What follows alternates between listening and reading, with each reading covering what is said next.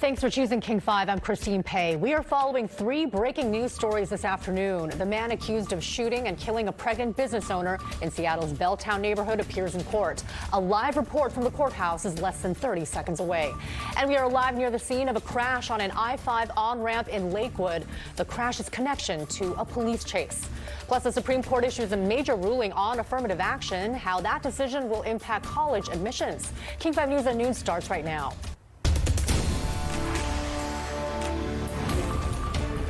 The man accused of shooting and killing a pregnant woman in Seattle's Belltown neighborhood appears in front of a judge this morning. Cordell Gooseby is charged with murder and attempted murder in the death of Ina Kwan.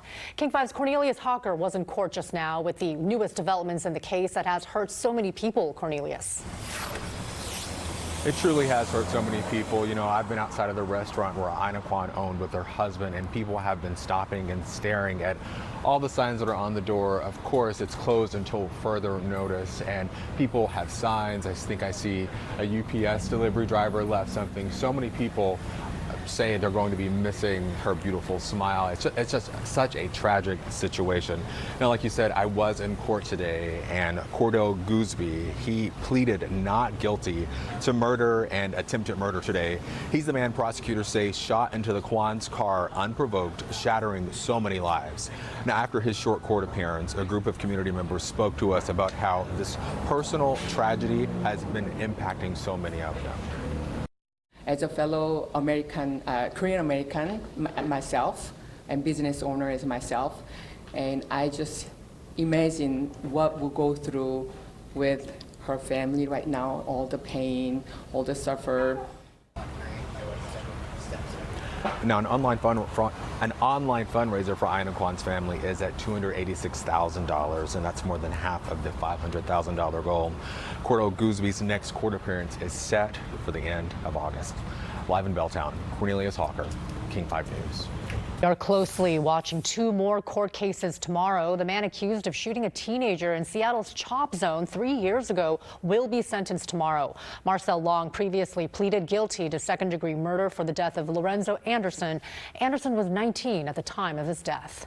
And Charles Becker will also learn his fate tomorrow. He is accused of killing an indigenous woman, Mavis Nelson, in Seattle and then leaving her remains near the UW campus. He has pleaded guilty to murder, among other charges. Well, to our other top story this noon, a semi-truck driver has died after a crash on an I-5 on-ramp. This right here is a live look at the scene from Sky King behind me, right near Berkeley Avenue in Lakewood. Lakewood police confirm another vehicle crashed into that semi during a chase. King 5's Lionel Donovan is near the crash scene right now. So, Lionel, what have you found out? Hello, Christine. Will not only have authorities blocked off exit 122 going southbound on I-5, they're also redirecting traffic away from the Freedom Way overpass that goes over I-5. Authorities are doing that so police and first responders can conduct their investigation. But keep that in mind if you're here in the Tillicum neighborhood making your way around Lakewood. So here's what we know so far. Tacoma police officers were notified of an armed robbery at a convenience store at 12:45 a.m. Tacoma PD put out a description of the suspects in the car they were looking for, and at 5:30, police in Lakewood spotted people matching that description in the Tillicum neighborhood. Officers tried to stop them, but they fled and crashed into a semi-truck a short time later. The impact of the crash spun the truck around so fast, the driver was ejected from the cab, landing on the freeway. The driver was taken to the hospital to be treated, but was eventually declared deceased. Officers then took two juvenile male suspects into custody from the vehicle, which turned out to be a stolen Kia.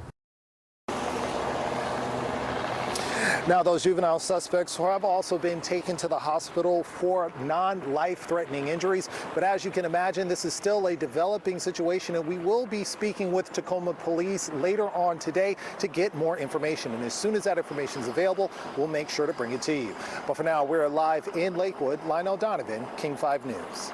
Another story we're following this noon. The Supreme Court has issued its ruling on affirmative action after students challenged admissions policies that take race into consideration. Bree Jackson is on Capitol Hill with details. The 6-3 decision upends the policy that many universities and schools have used for decades to decide who to admit into the schools. This is the largest reversal for the High Court since it overturned Roe v. Wade last summer. The justices decided on 2 similar cases, one against Harvard University and the other against the University of North Carolina, Chapel Hill. Both cases brought by the conservative-leaning Students for Fair Admission. The group argued that those schools' policies discriminated against white and Asian American students. The ruling means that any school using race as an admissions factor will have to stop immediately. Many will turn to other race-neutral ways to boost diversity in higher education, and it will be up to the schools to create and implement those policies. 9 states banned colleges from using race in admissions. Educators say the number of Black and Latino students enrolled in universities dropped and have never recovered. Lawyers for the student group agreed that diversity is necessary, but believe schools can come up with a better way to create it. In Washington, Bree Jackson, NBC News. And King 5 is following the impact of this ruling all evening long. Natalie Swaby will bring you the very latest on King 5 News at 4 o'clock, 5 and 6:30. We are still waiting for 4 more rulings from the High Court. Those will come down tomorrow. We are keeping a close eye on 2 cases in particular. The court will determine whether President Joe Biden's $400 billion plan to forgive student loan debt will indeed move forward. This decision will impact 40 million Americans. The plan was challenged by 6 Republican-led states, which argued the administration overstepped.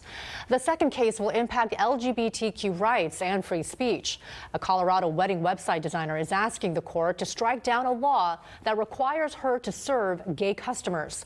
The designer says it goes against her religious beliefs and says the law infringes on her First Amendment right to free speech. We will keep you updated, of course, as we learn more about all 3 of these stories on air and online. You can also download the King 5 app to get updates sent to your phone. Just text the word app to 206-448-4545 and we'll send you a link. Right now, the Kitsap County Sheriff's Office is looking for a person wanted for robbing a Bank of America in Bremerton. Happened just before 1 o'clock yesterday afternoon. If you know something, contact the Sheriff's Office. A man armed with a gun surrendered to police after a dispute in Seattle's Capitol Hill neighborhood. Seattle police say the suspect walked into PNW Fitness, sparking a standoff at the corner of Broadway and East Republican Street. People inside the gym ran to safety and some stayed put and then hid inside. Seattle police immediately treated the incident as a hostage situation. No one was shot in this case. Again, our hostage negotiation team did a fantastic job of taking the subject and getting him into compliance, and then our SWAT team was able to take the suspect into custody. Police say the suspect is a 42-year-old man. They are still working to determine if there was any relationship between him and the man who was held at gunpoint. A homicide investigation is underway right now in Auburn. Police say a 38-year-old woman was shot and killed early yesterday near a condo complex next to the Muckleshoot Casino. Police are still looking for information on a suspect. Auburn police say they are seeing an increase in shootings this year. Between January and June of last year, the department confirms 54 shootings. Looking at the same period this year, it has already responded to 82. But it's just the violence for no reason seems to just be happening more and more and more, and that's what's really scary because you never know where you're going to be at or what. Like, I'm sure she didn't think it was going to be her day, and that's just horrible, horrible. The victim's name in yesterday's shooting has not been released yet. Also in Auburn, several businesses are damaged this morning following a warehouse fire. This happened on C Street Northeast inside a large business complex. We confirmed this morning a business owner who sleeps in that complex called 911. An Amtrak train with nearly 200 passengers bound for Seattle derailed in Southern California. 3 of the train's 7 cars went off the tracks after a crash with a truck that was on the tracks. 15 people were rushed to the hospital after the train hit a Ventura County water truck. Passengers say the driver of the truck got out before the crash but suffered critical injuries. This happened yesterday in Moore Park, just north of Thousand Oaks. Personal injury lawyer Chris Davis has experience representing victims on derailed trains. Just because it's a vehicle that caused the derailment does not mean Amtrak is blameless. While the investigation gets underway, Amtrak says they are working with customers that are stuck in Moore Park right now to make alternate travel arrangements. Happening today, we expect to get an update on progress made to clear debris and then stabilize the slope right around State Route 504. The roadway and bridge were washed out during a landslide last month, cutting off access to the Johnston Ridge Observatory at Mount St. Helens. King 5's Drew Mickelson is following the latest information on the story for tonight. He was the only Seattle reporter there this morning. He will bring you the King 5 exclusive on King 5 News at 4, 5, and 6:30.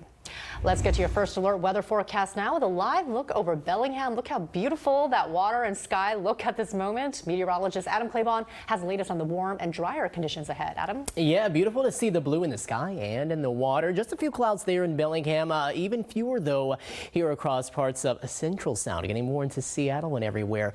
That was because our onshore push that's been around for the past few days, a little weaker this morning. So that did lead to clearer skies, but also some cooler temps in the morning where we dropped down to 49 in Olympia for that morning low. Even seeing more sunshine as we start off the afternoon here in Westport in comparison to yesterday. Our temperatures right now upper 60s to lower 70s, comparable to where we were at this point back on Wednesday. And it looks like the highs will be pretty close to where they were also as we head later into the afternoon around that 80-degree mark. So here's the forecast. Plenty of sunshine, very few in terms of clouds until tonight when we get a little more of that onshore push again from a weak system that's going to move on through. Could cool us down a little bit, but a lot more heat on the way for the 4th of July. We'll talk about that here in a bit. New at noon, Theo Chocolate is closing its factory in Seattle. The business says it will also lay off about 60 office staff. It is attributing the move to rising costs in its manufacturing and supply chain. Its flagship store is going to stay open, though. King 5's Connor Board is working on the story for later on today. She will bring the latest on the move on King 5 News at 4, 5, and then 6:30. Before we head to break, we wanted to let you know that the Elliott Bay Book Company is turning 50 years old today. It is an independently owned bookstore in the heart of Seattle's Capitol Hill neighborhood. It was founded in 1973. Well, still ahead on King 5 News at noon, flight delays are still impacting 4th of July travel. Plus, we're hearing from passengers on that Delta Airlines plane that made an emergency landing with no nose gear. And a tariff reduction in India has Washington apple farmers celebrating. How the move is expected to boost our economy. And also ahead on 12:30, chemicals that can last 1,000 years in our drinking water. King 5 visits one community that's living with the problem right now.